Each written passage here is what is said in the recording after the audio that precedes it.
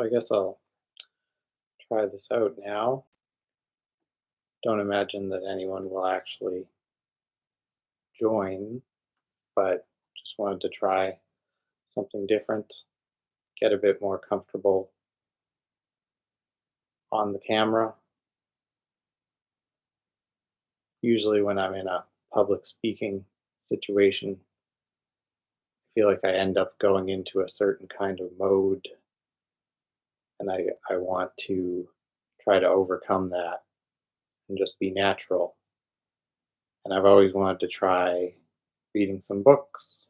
So I imagine no one's going to watch this, but in case anyone does watch it, people are welcome to add stuff in the comments or let me know.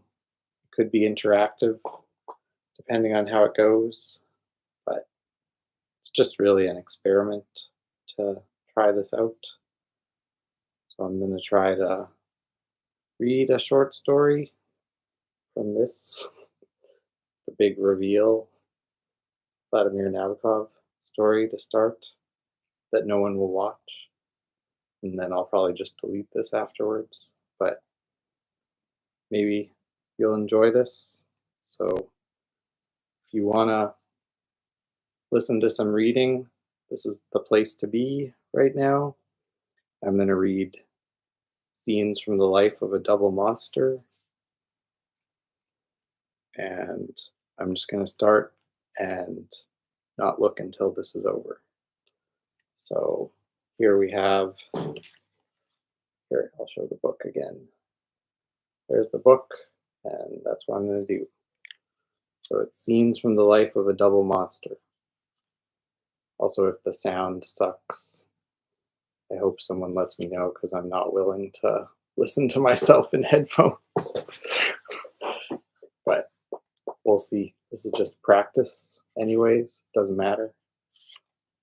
I have to get out of this performance mode and just be natural.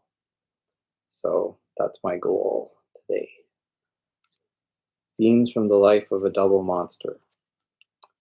Some years ago, Dr. Frick asked Lloyd and me a question that I shall try to answer now. With a dreamy smile of scientific delectation, he stroked the fleshy, cartilaginous band uniting us. Omphalopagus? Oh wow, I'm really messing up the words here. Omphalopagus diaphragmo Zifidodi. This is terrible. I'm doing a really bad job. I was hoping that I would just start and get into it, but this is real. Okay, I'm going to start again.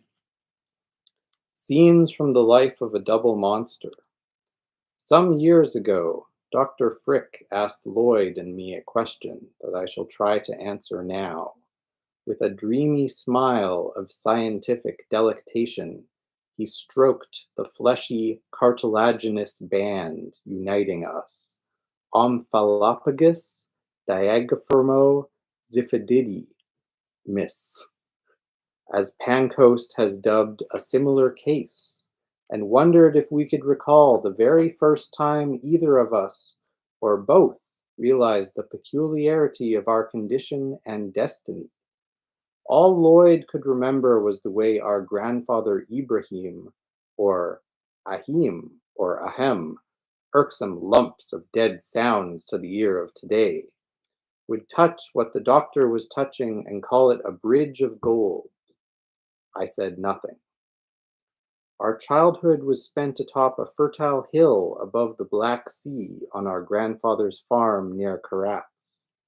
His youngest daughter, Rose of the East, Grey Ahem's pearl, if so, the old scoundrel might have taken better care of her, had been raped in a roadside orchard by our anonymous sire and had died soon after giving birth to us, of sheer horror and grief, I imagine. One set of rumors mentioned a Hungarian peddler, another favored a German collector of birds or some members of his expedition. His taxidermist, most likely. dusky, heavily necklaced ants, whose voluminous clothes smelled of rose oil and mutton, attended with ghoulish zest to the wants of our monstrous infancy. No people, but that's okay. I might take little breaks to talk in between the reading. This is what we're reading. Soon, neighboring hamlets learned the astounding news and began delegating to our farm various inquisitive strangers. On feast days, you could see them laboring up the slopes of our hill like pilgrims in bright colored pitchers. There was a shepherd 7 feet tall, and a small bald man with glasses and soldiers, and the lengthening shadows of cypresses. Children came too, at all times, and were shooed away by our jealous nurses, but almost daily some black-eyed, crop-haired youngster in dark-patched, faded blue pants would manage to worm his way through the dogwood, the honeysuckle, the twisted Judas trees, into the cobbled court with its old roomy fountain, where little Lloyd and Floyd, we had other names then, full of Corvine aspirates, but no matter, sat quietly munching dried apricots under a whitewashed wall. Then suddenly the H would see an I, the Roman 2 a 1, the scissors, a knife. Give myself some more light.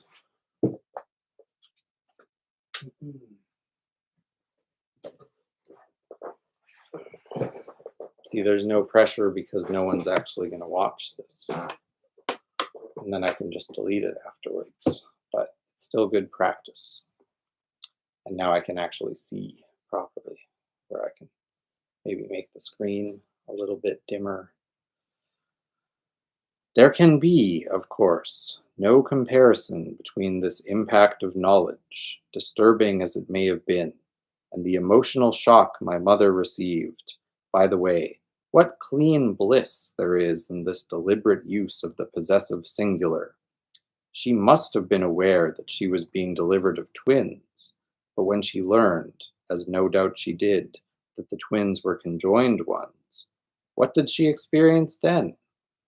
With the kind of unrestrained, ignorant, passionately communicative folks that surrounded us, the highly vocal household just beyond the limits of her tumbled bed must, surely, have told her at once that something had gone dreadfully wrong, and one can be certain that her sister, in the frenzy of their fright and compassion, showed her the double baby. I am not saying that a mother cannot love such a double thing, and forget in this love the dark dews of its unhallowed origin. I only think that the mixture of revulsion, pity, and a mother's love was too much for her. Both components of the double series before her staring eyes were healthy, handsome little components, with a silky fair fuzz on their violet-pink skulls, and well-formed rubbery arms and legs that moved like the many limbs of some wonderful sea animal. Each was eminently normal, but together they formed a monster. Indeed, it is strange to think that the presence of a mere band of tissue, a flap of flesh not much longer than a lamb's liver, should be able to transform joy, pride, tenderness, adoration, gratitude to God into horror and despair. If I was really self-conscious, I would despair the fact that no one's watching this, but actually I'm not. It's not so bad. It's kind of fun.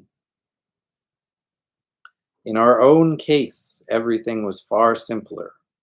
Adults were much too different from us in all respects to afford any analogy, but our first coeval visitor was to me a mild revelation. Definitely gonna fuck up some of the pronunciation, but I like the challenge. While Lloyd placidly contemplated the awestruck child of 7 or 8 who was peering at us from under a humped and likewise peering fig tree, I remember appreciating in full the essential difference between the newcomer and me. He cast a short blue shadow on the ground, and so did I, but in addition to that sketchy and flat and unstable companion which he and I owed to the sun and which vanished in dull weather, I possessed yet another shadow, a palpable reflection of my corporal self, that I always had by me, at my left side, whereas my visitor had somehow managed to lose his, or had unhooked it and left it at home. Linked, Lloyd and Floyd were complete and normal. He was neither. But perhaps in order to elucidate these matters as thoroughly as they deserve, I should say something of still earlier recollections. Unless adult emotions stain past ones, I think I can vouch for the memory of a faint disgust. By virtue of our interior duplexity, we lay originally front to front, joined at our common navel, and my face in those first years of our existence was constantly brushed by my twin's hard nose and wet lips. A tendency to throw our heads back and avert our faces as much as possible was a natural reaction to those bothersome contacts. The great flexibility of our band of union allowed us to assume reciprocally a more or less lateral position, and as we learned to walk, we waddled about in this side by side attitude, which must have seemed more strained than it really was, making us look, I suppose, like a pair of drunken dwarfs supporting each other. For a long time we kept reverting in sleep to our fetal position, but whenever the discomfort it engendered woke us up, we would again jerk our faces away in regardant revulsion with a double wail. I insist that at 3 or 4 our bodies obscurely disliked their clumsy conjunctions, while our minds did not question its normalcy. Then, before we could have become mentally aware of its drawbacks, physical intuition discovered means of tempering them, and thereafter we hardly gave them a thought. All our movements became a judicious compromise between the common and the particular. The pattern of acts prompted by this or that mutual urge formed a kind of gray, evenly woven, generalized background against which the discrete impulse, his or mine, followed a brighter and sharper course, but, guided, as it were, by the warp of the background pattern, it never went athwart the common weave or the other twin's whim.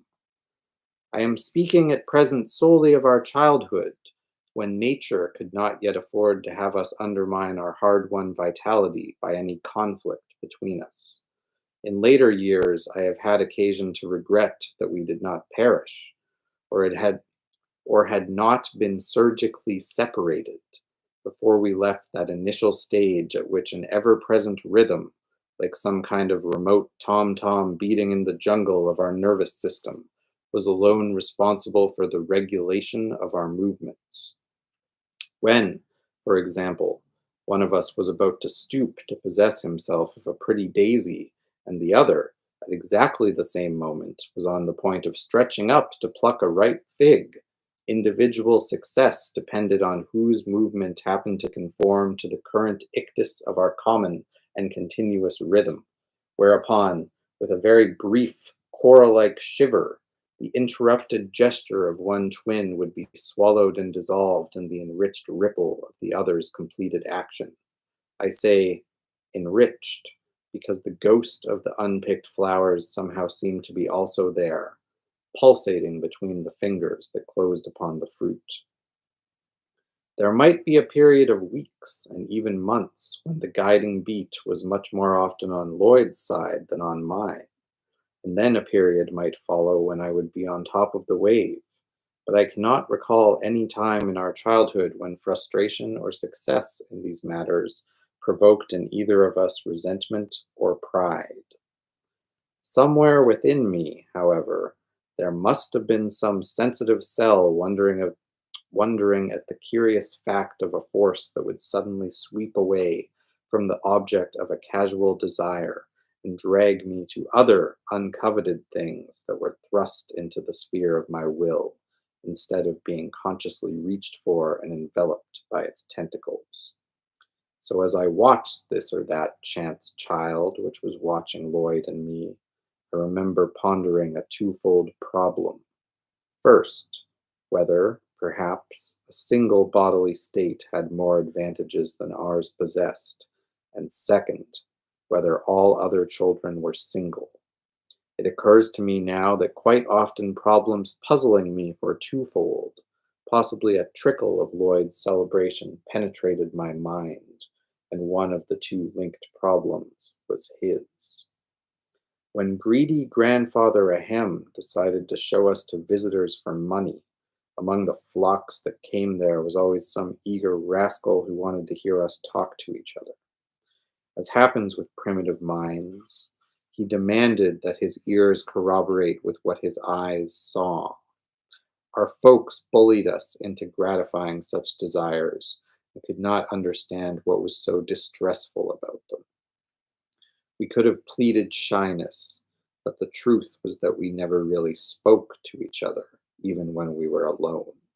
For the brief spoken grunts of infrequent expostulation that we sometimes exchanged, when, for instance, one had just cut his foot and had had it bandaged, and the other wanted to go paddling in the brook, could hardly pass for a dialogue. The communication of simple, essential sensations we performed wordlessly, shed leaves riding the stream of our shared blood. Thin thoughts also managed to slip through and travel between us. Richer ones each kept to himself, but even then there occurred odd phenomena. This is why I suspect that despite his calmer nature, Lloyd was struggling with the same new realities that were puzzling me. He forgot much when he grew up. I have forgotten nothing. Not only did our public expect us to talk, it also wanted us to play together. Dolts. They derived quite a kick from having us match wits at checkers or musela. I suppose had we happened to be opposite sex twins, they would have made us commit incest in their presence. But since mutual games were no more customary with us than conversation, we suffered subtle torments when obliged to go through the cramped motions of bandying a ball somewhere between our breastbones, or making believe to wrest a stick from each other. We drew wild applause by running around the yard with our arms around each other's shoulders. We could jump and whirl. A salesman of patent medicine, a bald little fellow in a dirty white Russian blouse, who knew some Turkish and English, taught us sentences in these languages, and then we had to demonstrate our ability to a fascinated audience. Their ardent faces still pursue me in my nightmares, for they come whenever my dream producer needs supers. I see again the gigantic bronze-faced shepherd in multicolored rags, the soldiers from Karatz, the one-eyed hunchbacked Armenian tailor, a monster in his own right, the giggling girls, the sighing old women, the children, the young people in Western clothes, burning eyes, white teeth, black gaping mouths, and of course Grandfather Ahem, with his nose of yellow ivory and his beard of gray wool, directing the proceedings or counting the soiled paper money and wetting his big thumb. The linguist, he of the embroidered blouse and bald head, courted one of my aunts, but kept watching Ahem enviously through his steel-rimmed spectacles. By the age of 9, I knew quite clearly that Lloyd and I presented the rarest of freaks. This knowledge provoked in me neither any special elation nor any special shame, but once a hysterical cook, a mustached woman, who had taken a great liking to us and pitied our plight, declared with an atrocious oath that she would, then and there, slice us free by means of a shiny knife that she suddenly flourished. She was at once overpowered by our grandfather and one of our newly acquired uncles, and after that incident I would often dally with an indolent daydream, fancying myself somehow separated from poor Lloyd, who somehow retained his monsterhood.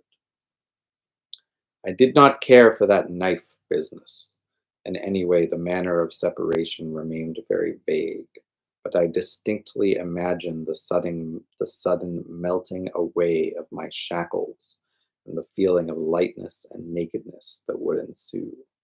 I imagined myself climbing over the fence, a fence with bleached skulls of farm animals that crowned its pickets, and descending toward the beach. I saw myself leaking from boulder to boulder and diving into the twinkling sea, and scrambling back onto the shore and scampering about with other naked children.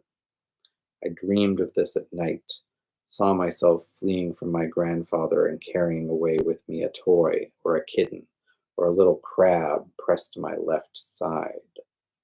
I saw myself meeting poor Lloyd, who appeared to me in my dream hobbling along, hopelessly joined to a hobbling twin while I was free to dance around them and slap them on their humble backs. I wonder if Lloyd had similar visions. It has been suggested by doctors that we sometimes pooled our minds when we dreamed. One gray blue morning, he picked up a twig and drew a ship with three masts in the dust. I had just seen myself drawing that ship in the dust of a dream I had dreamed the preceding night. An ample black shepherd's cloak covered our shoulders, and, as we squatted to the ground, all but our heads and Lloyd's hand was concealed within its falling folds. The sun had just risen, and the sharp March air was like layer upon layer of semi-transparent ice, through which the crooked Judas trees in rough bloom made blurry spots of purplish pink. The long, low White House behind us, full of fat women and their foul-smelling husbands, was fast asleep. We did not say anything. We did not even look at each other. But throwing his twig away, Lloyd put his right arm around my shoulder, as he always did when he wished both of us to walk fast, and with the edge of our common raiment trailing among dead weeds, trailing among dead weeds, while pebbles kept running from under our feet, we made our way towards the alley of cypresses that led down to the shore. It was our first attempt to visit the sea that we could see from our hilltops, softly glistening afar and leisurely, silently breaking on glossy rocks. I need not strain my memory at this point to place our stumbling flight at a definitive turn in our destiny. A few weeks before, on our 12th birthday, Grandfather Ibrahim had started to toy with the idea of sending us in the company of our newest uncle on a 6-month tour through the country. They kept haggling about the terms, and had quarreled and even fought, ahem getting the upper hand. We feared our grandfather and loathed Uncle Novus, presumably after a dull, forlorn fashion, knowing nothing of life, but being dimly aware that Uncle Novus was endeavoring to cheat Grandfather. We felt we should try to do something in order to prevent a showman from trundling us around in a moving prison like apes or eagles, or perhaps we were prompted merely by the thought that this was our last chance to enjoy by ourselves our small freedom and do what we were absolutely forbidden to do, go beyond a certain picket fence, opening a certain gate. We had no trouble in opening that rickety gate, but did not manage to swing it back into its former position. A dirty white lamb with amber eyes and a carmine mark painted upon its hard, flat forehead followed us for a while before getting lost in the oak scrub. A little lower, but still far above the valley, we had to cross the road that circled around the hill and connected our farm with the highway running along the shore.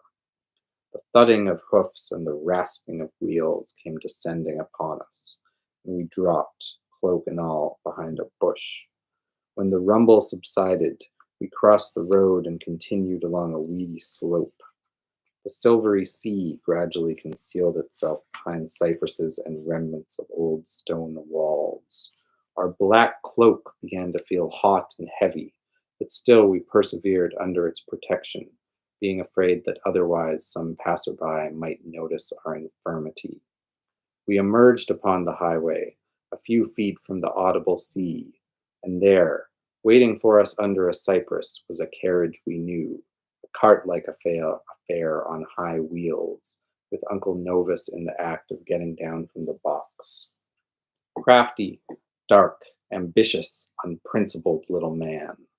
A few minutes before, he had caught sight of us from one of the galleries of our grandfather's house and had not been able to resist the temptation of taking advantage of an escapade which miraculously allowed him to seize us without any struggle or outcry.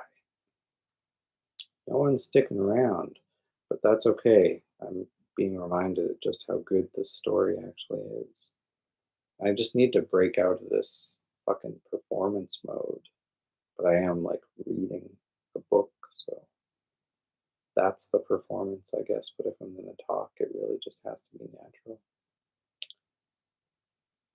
I'll do the last sentence again. A few minutes before, he had caught sight of us from one of the galleries of our grandfather's house and had not been able to resist the temptation of taking advantage of an escapade which miraculously allowed him to seize us without any struggle or outcry. Swearing at the two timorous horses, he roughly helped us into the cart. He pushed our heads down and threatened to hurt us if we attempted to peep from under our cloak. Lloyd's arm was still around my shoulder, but a jerk of the cart shook it off. Now the wheels were crunching and rolling. It was some time before we realized that our driver was not taking us home.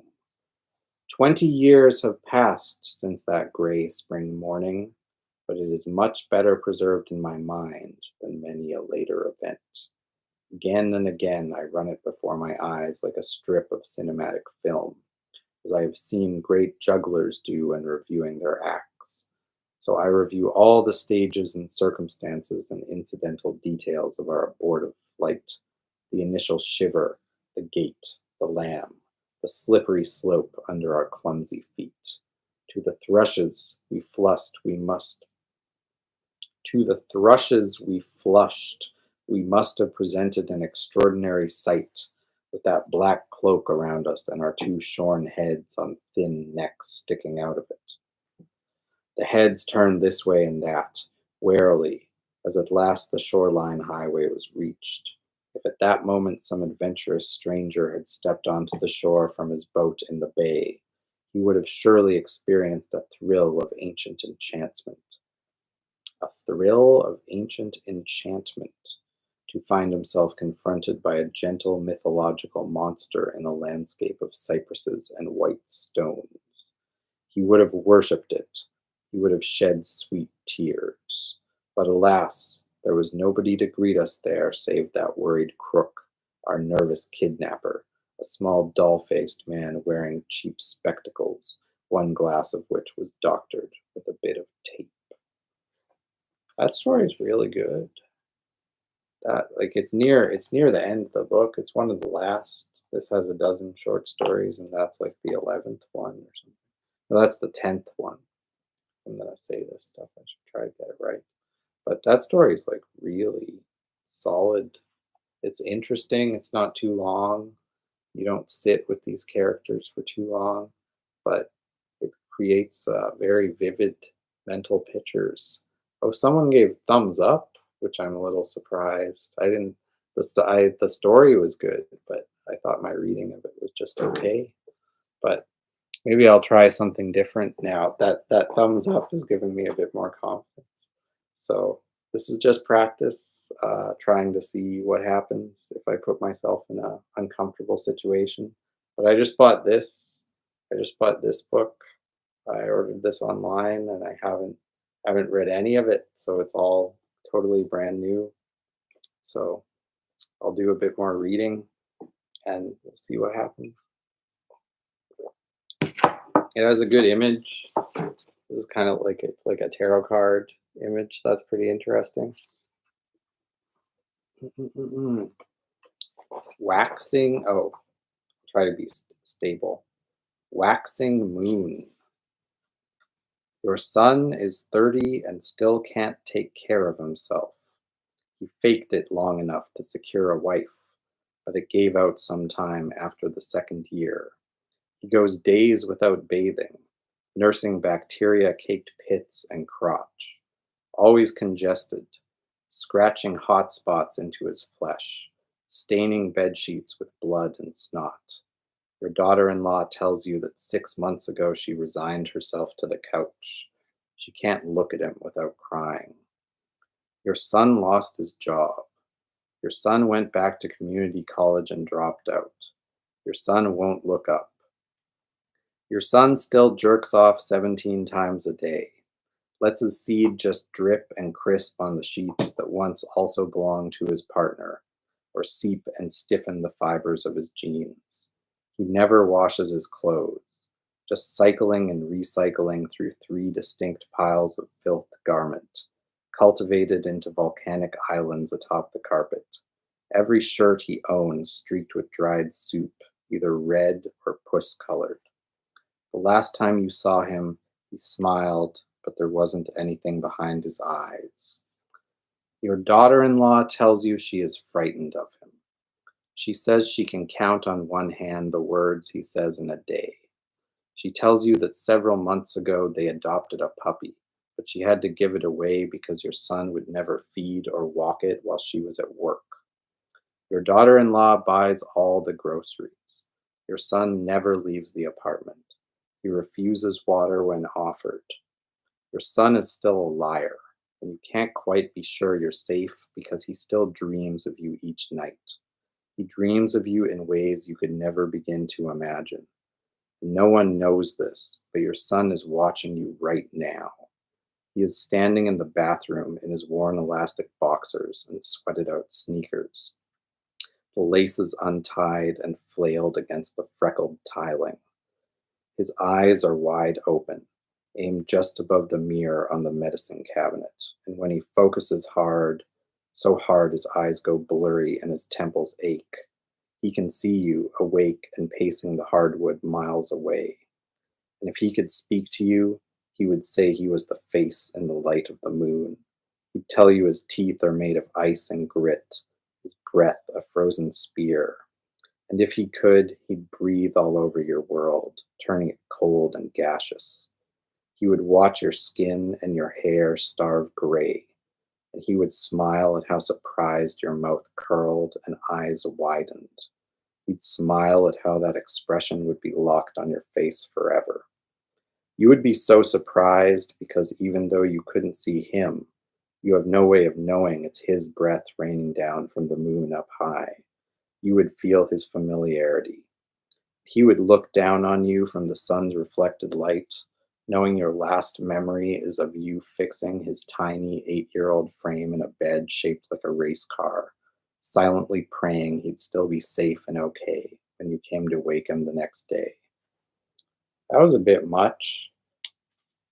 That was a little intense, but that's why I bought the book, because I wanted something really intense.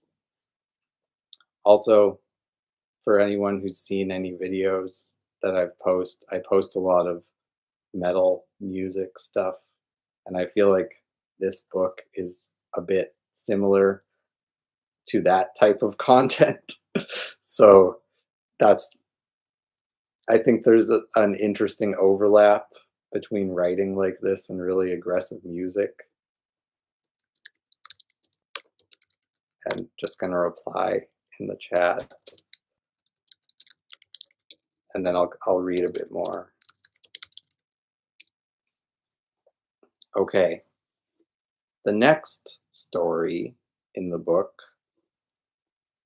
yeah, I like holding stuff. It's kind of like a show and tell feeling, showing stuff up to the camera, holding stuff up to the camera. Okay. The young people. Any precious thing can lose meaning. Anything. It's only a matter of repetition. That old cliche. Repeat a word enough times and it'll become nonsensical. Transform into noise. Nothing. Everyone knows this. Cliche beyond cliche. Knowledge so common you get marked a fool for even mentioning it. A man answers the phone. Hello? Good morning, I say. My name is Chell Pleasant. I'm calling on behalf of the Massachusetts Department of Public Health. Beep, beep. The man hangs up. Gone. So, repeat. Call a different number.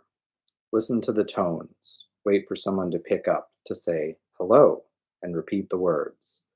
Hello, my name is Chell Pleasant, and I'm calling on behalf of the Massachusetts Department of Public Health. How are you this morning? Beep, beep. Gone. Repeat. Dial the numbers. Speak the words. Repeat them like a machine, like hands on a machine. It's a sound, a tone, vibrations in your throat. And eventually, there's nothing else behind it. Say it over and over until it makes no sense and there's nothing there. This job used to mean something to me, self sufficiency, a baseline at the very least. I knew the work was bullshit and didn't accomplish anything. Even with the best intentions, a public health survey will only ever amount to a bureaucratic checkmark, but it still enabled food and shelter and the occasional night out when we still went out. And it still is that objectively. It just doesn't feel that way anymore. Repeat. Repeat the motor functions until your fingers go numb. Repeat the words until they're just ugly syllables. Say I love you each day until it's only hiss, barely discernible from wind at the windows, power humming in the walls. Hold him until he feels like humid summer air. It's something that should hurt, that maybe used to but no longer aches. We pretend it doesn't matter, but we should be grieving. Tony sits at the kitchen table, his headset plugged into his phone, repeating the same lines as me. Hey, my name is Anthony.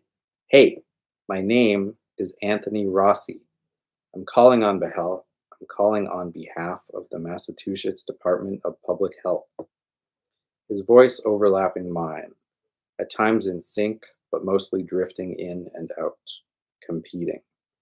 It's supposed to be a blessing that we can work from home, but now every aspect of living just feels like work, regardless of whether we're clocked in or not, no matter what we're doing.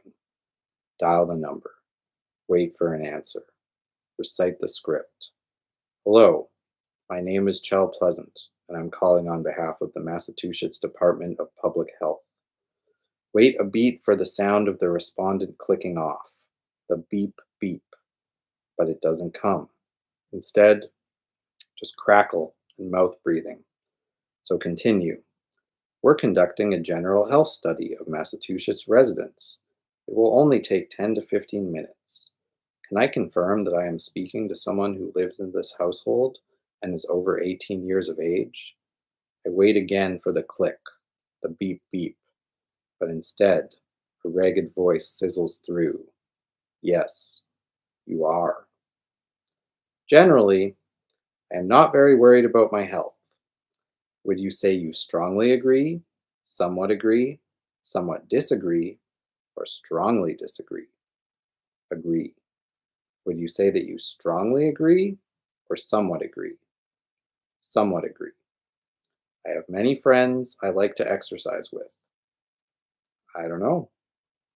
Is there an answer on the scale that aligns with that statement? What scale? Strongly agree, somewhat disagree, or strongly disagree? Somewhat disagree. Thank you. My friends and family tell me I seem healthy. Agree. Would that be strongly agree or somewhat agree? Somewhat agree. I ask if she's been pregnant in the past 3 years. I ask if the pregnancy resulted in a live birth. I ask about major surgeries, medications, and whether she's been raped in the previous 6 months. And there, that's when she hangs up. Beep, beep. Nothing else. It's over. The interview will be marked as incomplete and the data will be discarded. Tony brings in the mail. He cracks open an envelope and unfolds the insides. Did you pay the electric? Yeah. I don't look up from my phone, scrolling through text and images.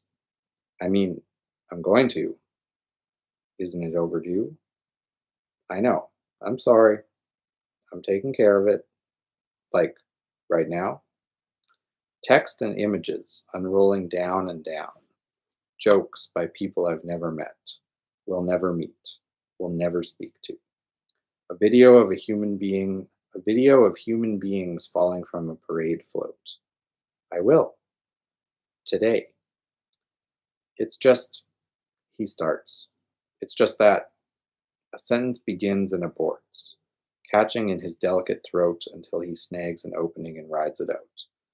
I don't think it's fair for me to have to pay half the late fees when it's not my fault they're late. An image of a taper with squinting eyes and bared teeth, face frozen in a sneer. You can always pay it. My stomach, my mouth, the back of my throat all sour, if you feel that strongly about it. He tosses the bill on the table. I do a lot, I think, small and sweaty. I pay the internet. I wash your dishes half the time. All right then. A cartoon of a woman shrieking at a bearded man. I'll pay it this evening. I take the trash out every week. I place the phone on the table and press the heels of my palm into my eyes. Text and image behind my eyelids now, scrolling down and down. I'll take care of it. You don't even know where the bins are. I know you don't. You have no clue. We prepare our dinners separately. Fusilli with shitty meat sauce for me. Yellow rice and canned beans for him. We eat separately.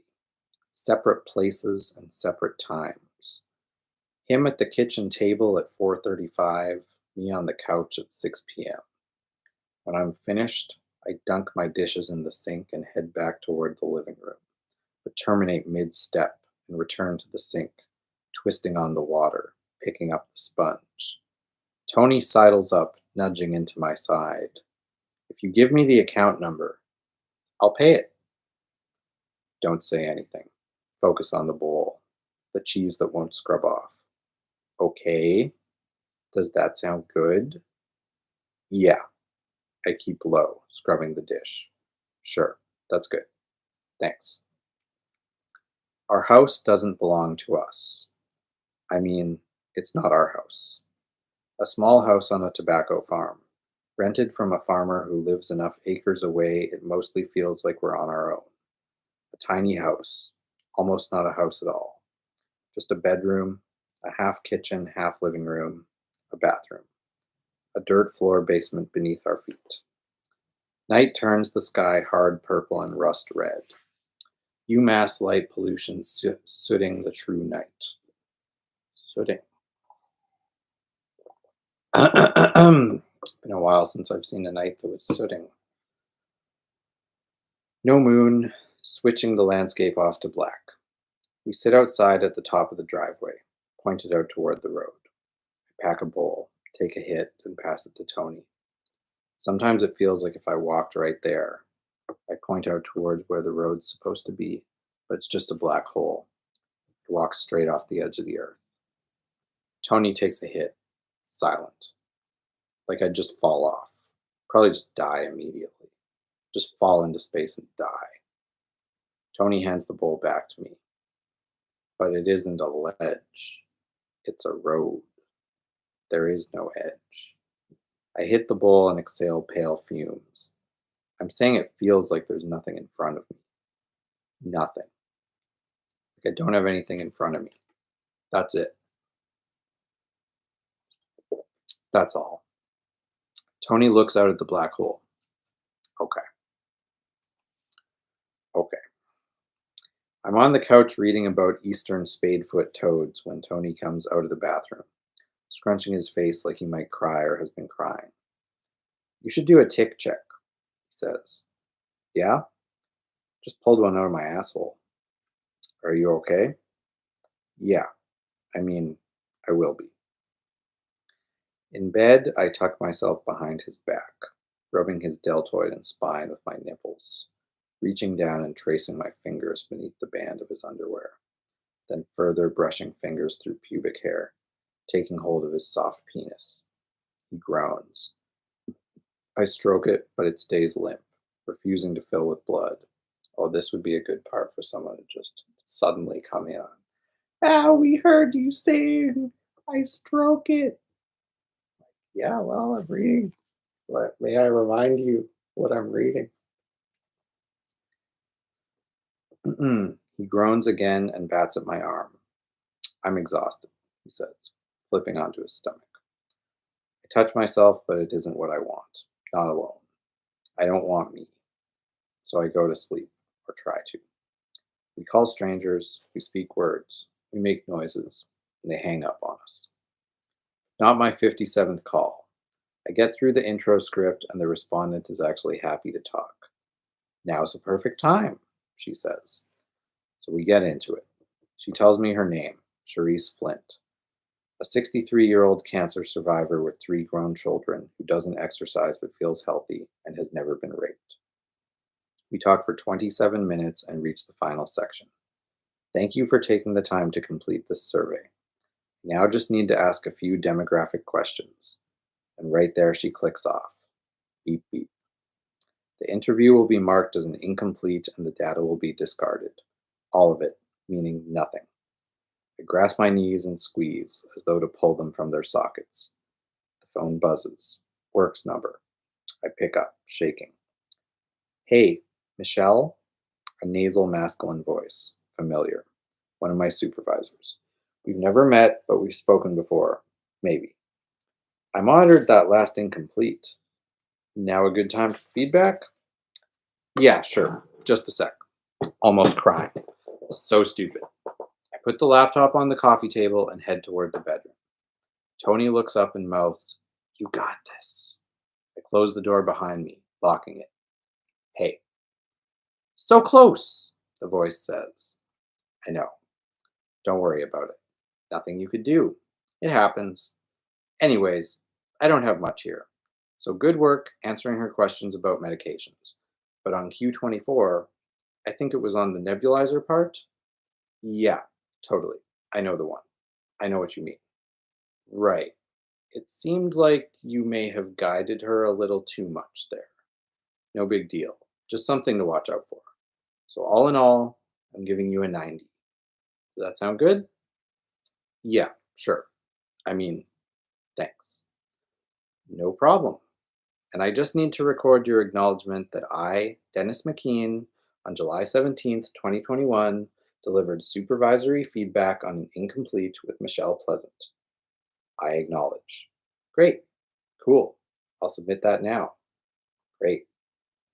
One last thing. The voice changes, constricts, like a gentle hand on his throat. I hope this doesn't come off sketch or anything, but I actually just moved to Massachusetts, and I saw that you actually live just a town away from me. And back in the living room, Tony asks how it went. Fine. Trying to recollect, to pull together what just happened, what was actually going on. That guy, though, the supervisor. Have you ever had Dennis, I think? I have no clue. Doesn't matter.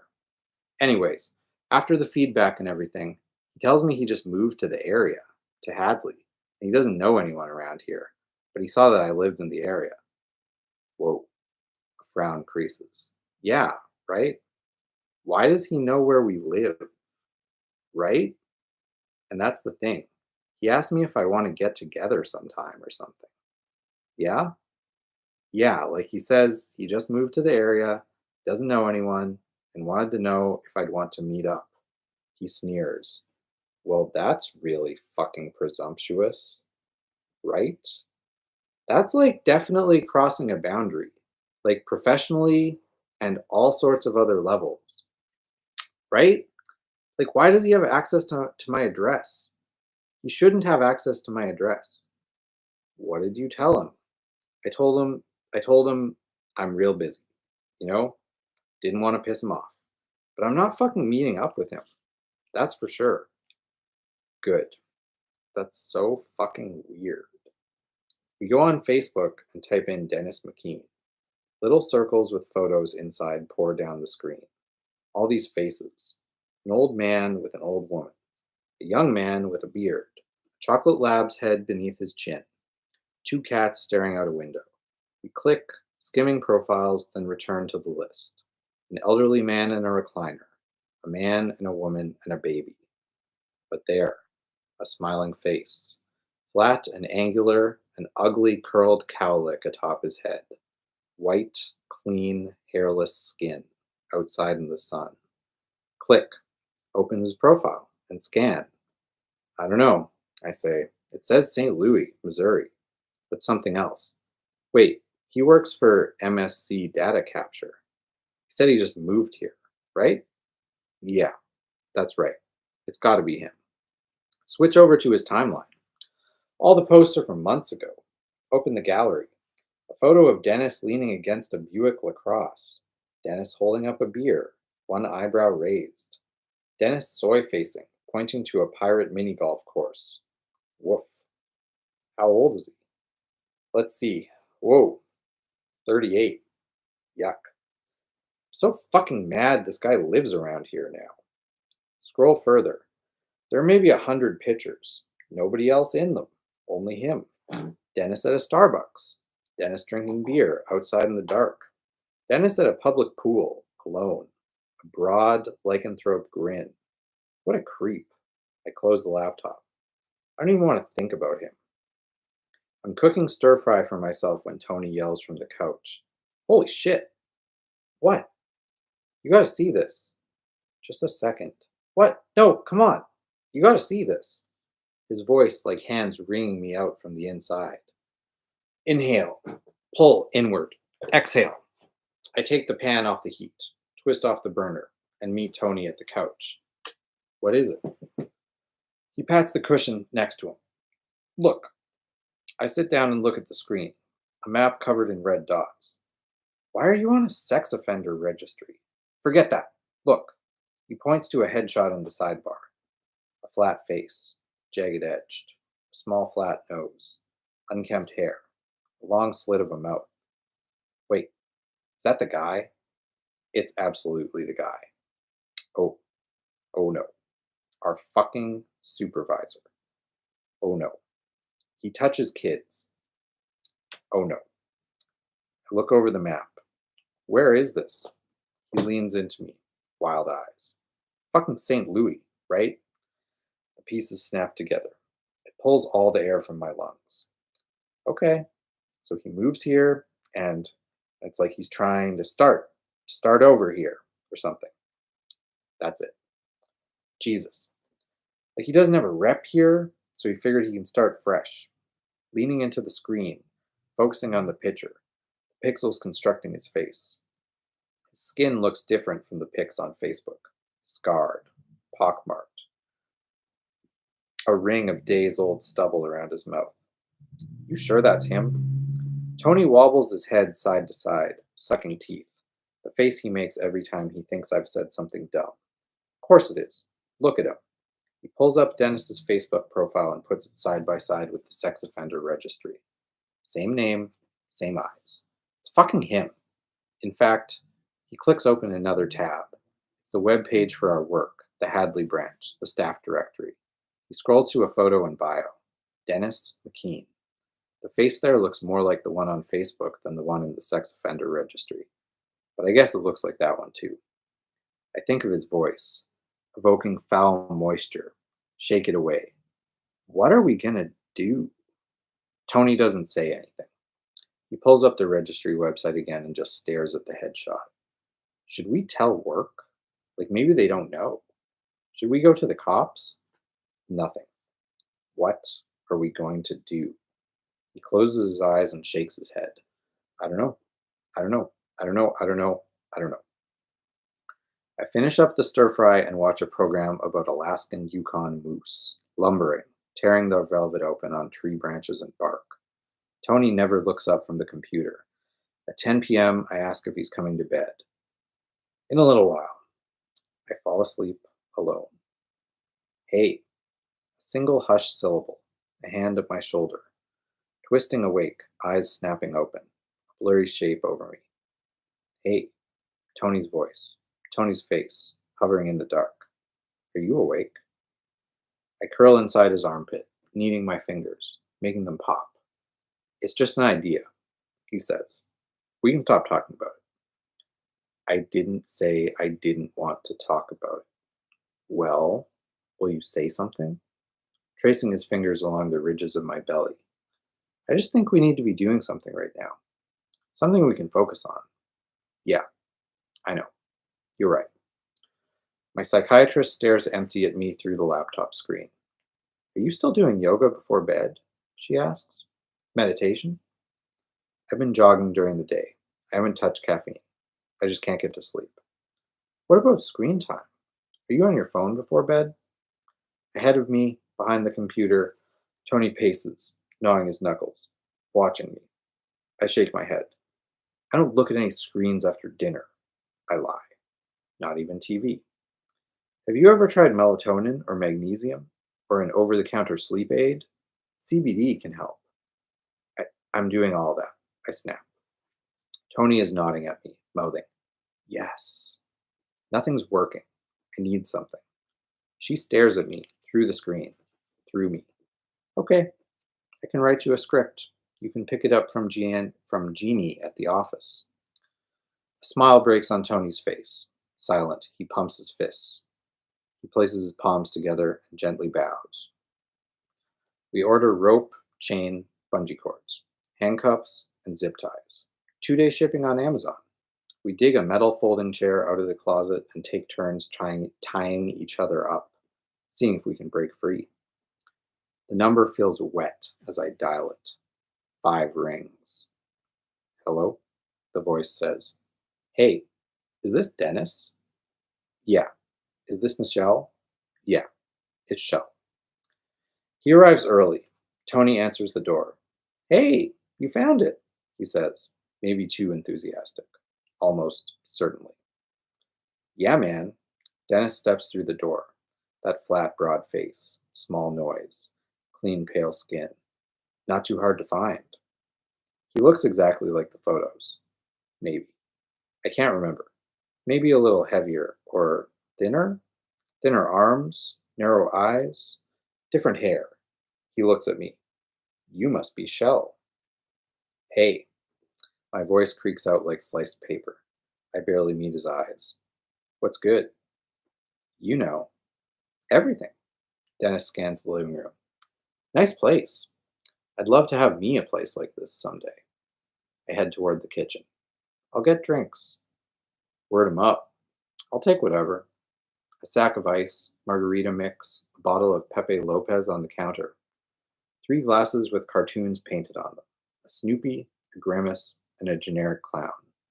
I blend up the drinks and open a drawer, removing a bag of crushed powder, sprinkling a thimbleful into the clown glass. So, how are you liking Mass? Tony's knee bobs up and down, sloshing his drink onto his pants. It's cool, Dennis says. Actually, I went to school out here. Like, way back. Yeah? Where? That wide, wolfen smile rises between his lips. Brandeis. Yeah, I know. Like, I initially thought I'd major in acting or something, but ended up doing business instead. Figure I could learn art and philosophy on my own or whatever. Might as well do something viable fiscally while I'm there, right? You know. But man, I do miss college. He gulps his drink, licking the saltless rim. He points a pair of fingers at the two of us. How long you been a thing? Tony inhales, eyeing me. It's been 7 years, I say. Dennis coughs, nearly spilling his drink.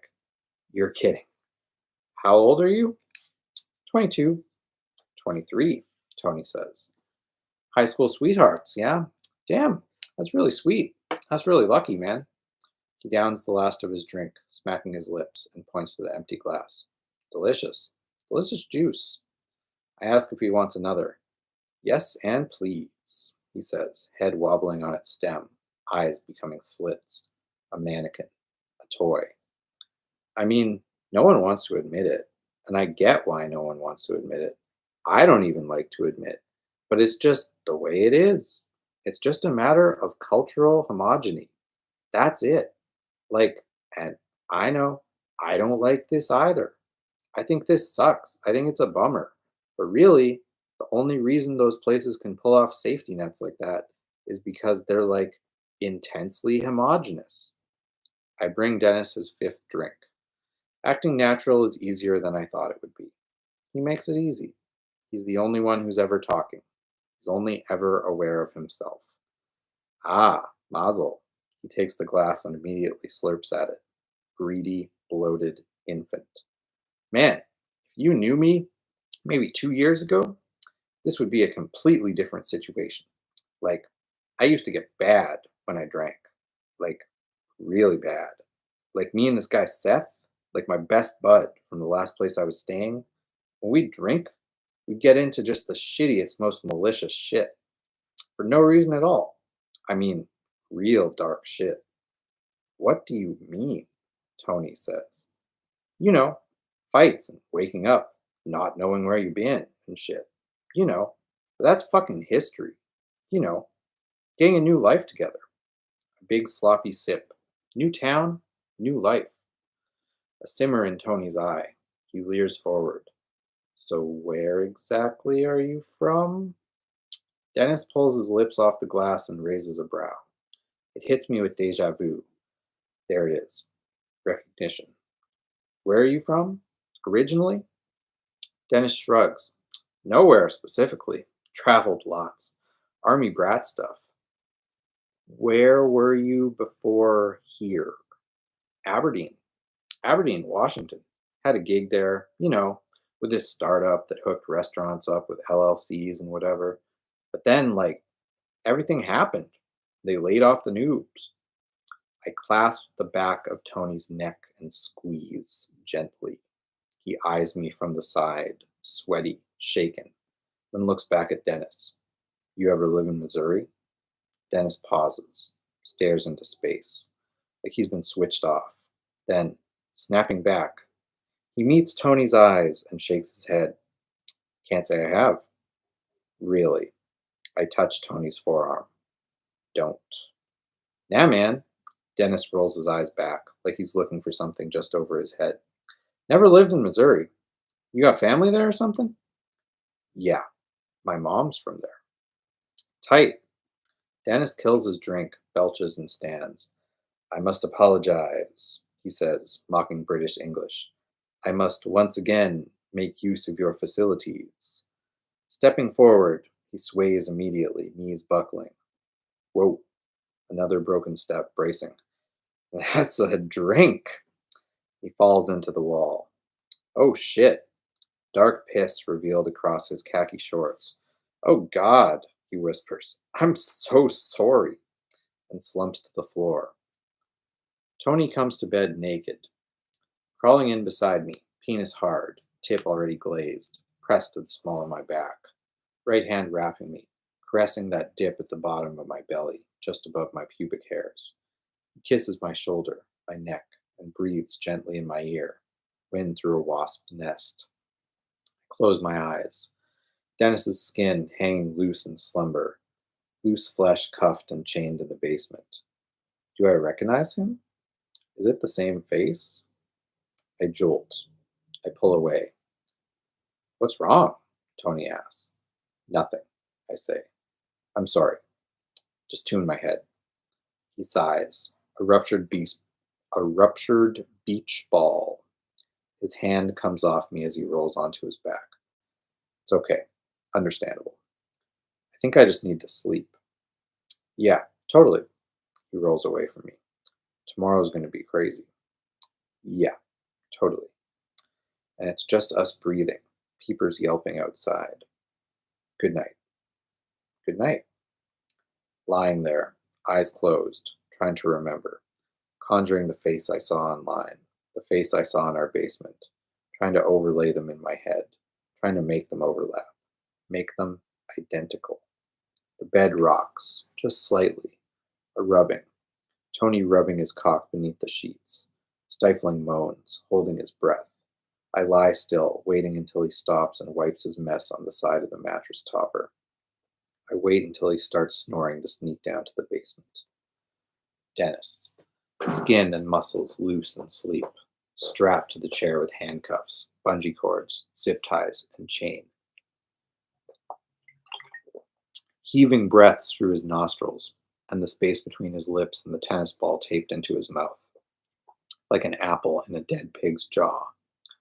I hold up my phone, one eye on Dennis, one eye on the screen, looking at the photo on the sex offender registry, holding it side by side with his real face, looking for the similarity, looking back and forth, at screen, at skin, at screen, at skin, waiting for certainty to click into place.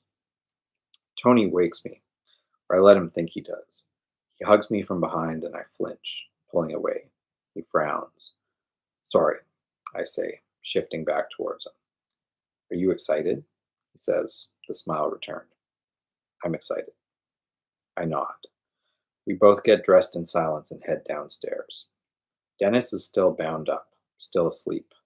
Heavy snores blowing snot down his lip over the tennis ball. The basement reeks of him, his piss and sweat and gas.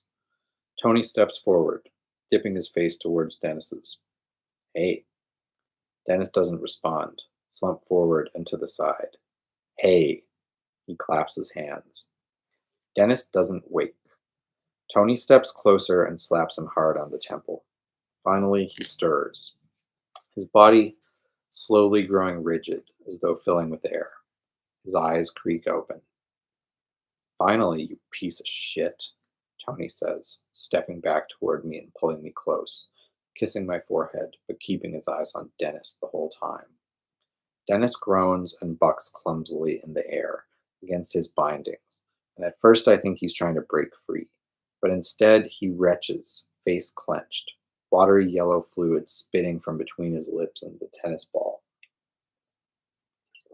Between his lips and the tennis ball. He's puking, I say, pulling away from Tony. He's gonna choke. The vomit smells like milk on hot asphalt. Shit. Tony reaches out and tears the duct tape from Dennis's cheek. The tennis ball falls from Dennis's lips, rolling off his chest and plunks to the dirt. His face tips forward, spewing hot, viscous yellow onto his crotch. He hacks and blubs.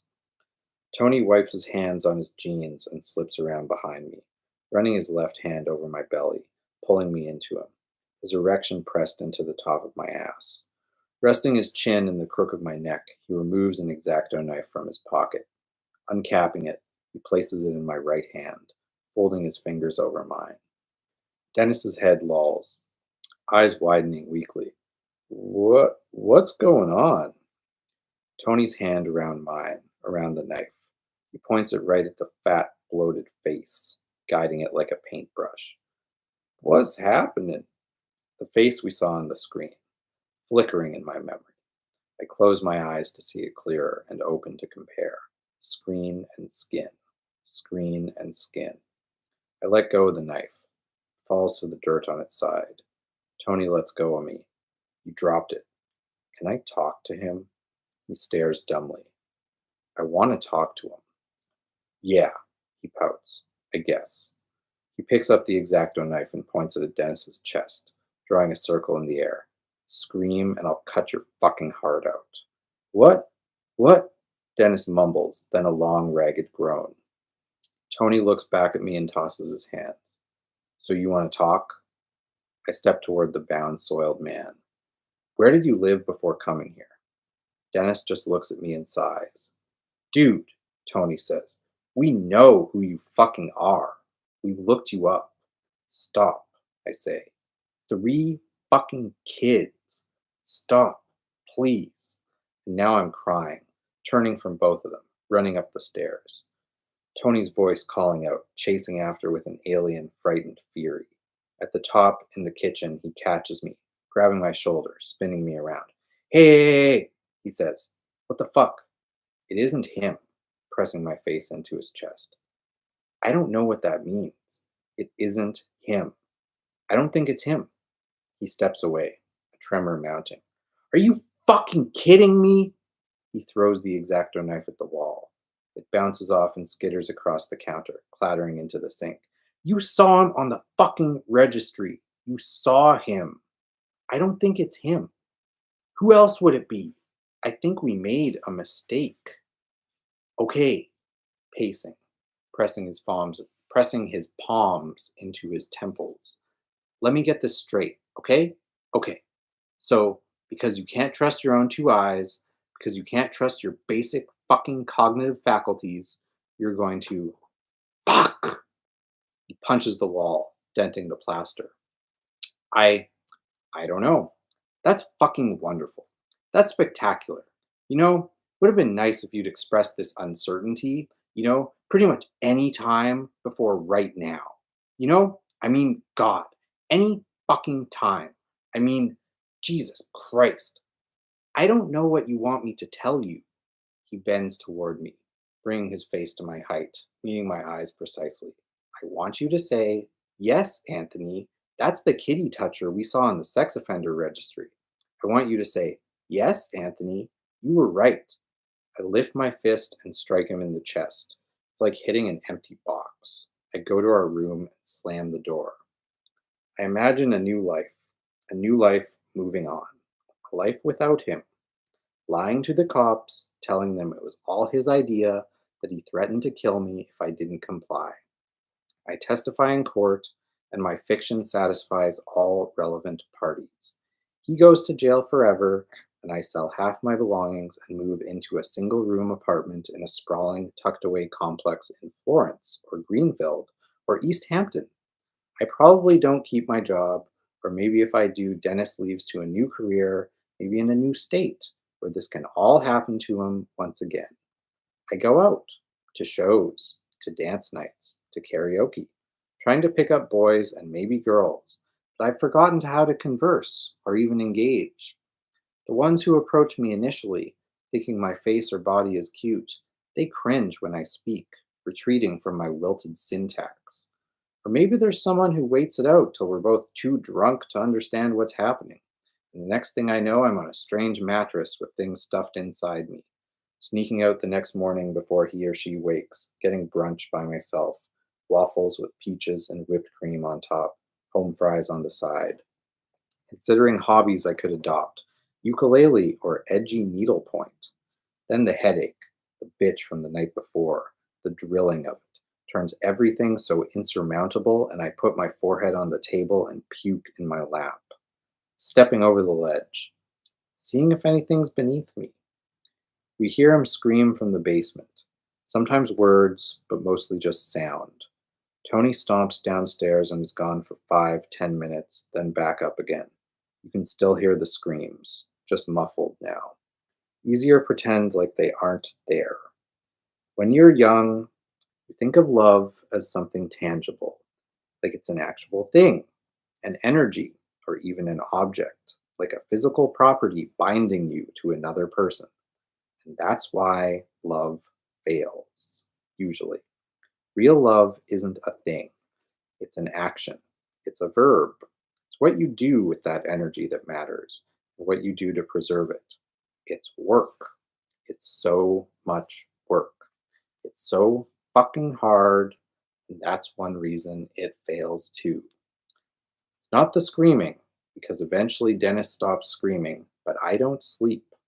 I'm already up, sitting at the kitchen table in my underwear when Tony wakes on the couch, rising, squinting through puffy eyes. Hey, hey, I say. He winces in surprise, finding me. Hey, I repeat. Can we talk? Yeah, sure. He gets up, reaching into his underwear, flipping his heart on under the waistband so it won't show as much. Come. I hold out my arms, hands dangling on weak wrists. Come here. He comes and I hug him around the waist, my ears pressed to his stomach. His belly gurgles. I think you're right. Hmm? He rubs my hair into his palm. It's him. He's the pedo. You were right. He looks down at me. Yeah? I nod, force a wet smile. Yeah. Tension unwinds from his frame, a small, sleepy grin. Okay. All right. I stand, snaking my arms over his back, tucking my forehead beneath his chin. You want to go downstairs? He squeezes me tight. Yeah, I think I do. All right. I step back, inhaling deep, exhaling every alternate future. I want to get high first. Smoke, breathe in, exhale. Tell myself till I believe it. Dennis lies on his side, on the ground, in the dirt, still trapped in the chair. He either sees us or hears us because he starts screaming through the ball again, or trying to. His voice is blown, just a rasp, like a draft. We grab him by elbow and head, and it takes 3 heaves to pull him upright. He cries and farts, and his skin feels slimy and not even human.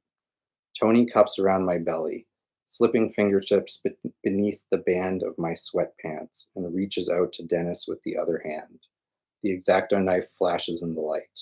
Dennis bucks in the chair, trying to scream. Tell myself till I believe it. Focus on the children. Children I could never know, but I know they exist, still alive, forever ruined by him. I don't even need to close my eyes to see their faces. They hover in front of me, spinning globs. Eyes, noses, ears, and mouths. Composites of children I've seen in person, on TV, online. I see the children more than I see Dennis. But really, there's nothing there. The blade draws a curl into his forehead. Red lines poured into a red eye.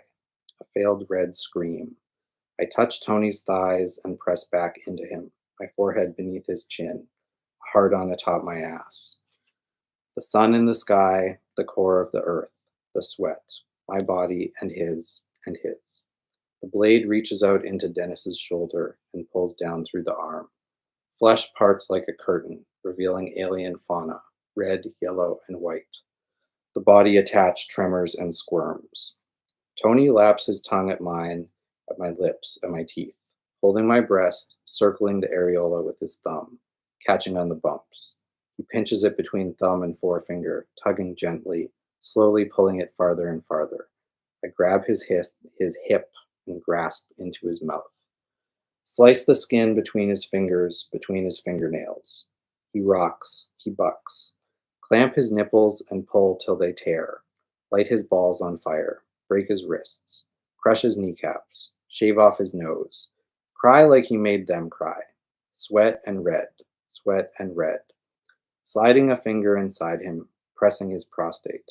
He moans and his cock pulses, lifting in my other hand, the tip already glossy, slipping my lips over it, sipping salty gel, sucking my cheeks in and out. He cries out and laughs, running fingers through my hair, behind my ear, over the back of my neck. Unspool his mouth into petals, an orchid, candy apple, and beige. Cut lips and gums to swollen anther cap. He slips inside me like a trap, rocking above me, his eyes and nose and lips, his hair and skin. He looks like a teenager. Smiling, he tells me something, lowering his face to mine, sucking my lips and licking my teeth. I whisper something back. Press the blade to the corner of his eye. Press just so it clicks against bone. A rusty tear. Tilt the blade back, scooping. Pry out his eyeball. Another eyeball squishes out from behind, right into socket. Pry it out. Falls, and another eyeball. 7, 13 eyeballs spill out. 100, thousands of eyeballs spilling out, filling the basement, rising above our ankles. Blood draws down past his body, past the chair, dangling into dirt, a wine rope toward hell. It hardens to a spear, plunging into earth, planting, spreading roots, fouling soil like salt. Years forward, the crops will rot, the farm will be in ruins, and we will be somewhere else. I breathe, I gasp, I scream. We fuck again in the shower, arms lifting me, floating me in the fake rain to be speared against the wall, and again in bed. On our backs, crowns of our heads touching, we talk about each other and memories and a future we previously hadn't the capacity to envision. It all opens up before us. He holds me like we're conjoined and we sleep like wolf pups.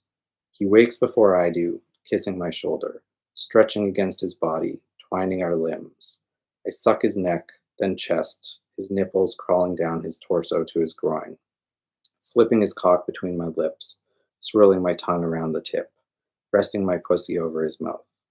He laps and sucks, pushing the bottom lip against my clit, making me shiver and gasp. I turn myself around and fall on his cock and ride until he bursts up through me, laughing and kissing. We wash in the kitchen. I pull out pancake mix, eggs, milk, butter. He slaps 6 strips of bacon in the skillet and throws on the Doobie Brothers, singing along. Girl, don't you worry. I know where I stand. I mix everything up in the bowl while he holds my hips. Then he helps me scoop the batter into the frying pan. We sit side by side at the table, each of us eating with one hand, holding the other's thigh with the other. Then he washes all the dishes while I roll a joint, and we head back to the basement. Dennis doesn't move. He won't move. Slumped in the chair, tilted forward, limbs ripped and still, his groin a blackened holocaust. No throb, only cold red drooling from ruined holes. The stink of old shit. Hey, asshole, Tony says. Doesn't sound like a threat. The man chained to the chair does not reply. Tony reaches out a shaking hand and touches the burgundy chest. He looks back at me with wet eyes. His face explains everything. The day has left us. Tony goes to the bathroom so that I won't see him, but I hear. His face pressed in a towel, a quiet, muted weep. We take him out of the chains, duct tape, bungee cords, and handcuffs. I lay down a tarp that we'd used years back.